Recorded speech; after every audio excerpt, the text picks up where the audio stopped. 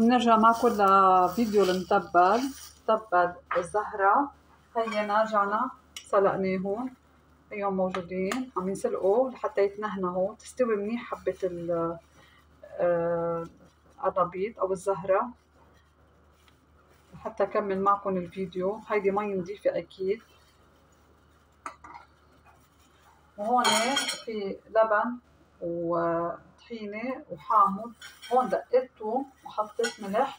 بنكمل الفيديو بنرجع بعد شوي. انسلقوا وتنهنهوا. هلا رح نشيلهم نحطهم بالجار.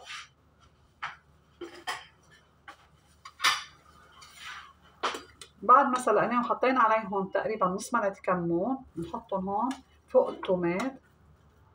وشوفوا ما اطيب هالمتبل، بنصحكم تعملوها كتير طيبة، بتشهي صدقوني بتشهي. وهيدي طريقة فيكم تاكلوا القرنبيط بطريقة صحية ومش ضروري واحد يقلي. وهيهم هنا رح اطحنهم برجع لكم مشان الضجة. بس شوفوا ما اطيبها هالمتبل اكله. هحط حامض، انتم بتحطوا حامض حسب الرغبة. طحينة، ملعقتين طحينة، ما بعرف اذا مبين عندكم، ملعقتين لبن كمان، واكيد في رشة ملح. يا سلام ما اطيبها هيدي هالمتبل، كتير طيبة، مقبلات صحية وطيبة. انا كنت حاطة كمون بالسلق فما بحاجة تحطوا كمون.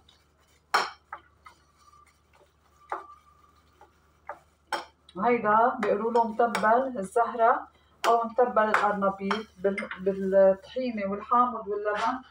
وهينا نحن نسكب صحن.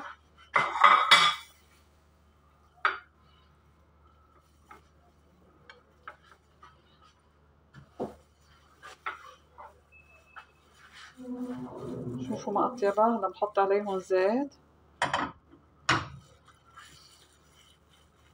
اكيد هيدا من المقبلات، شكله حلو كتير ودقوه كتير كتير عن جد طيب.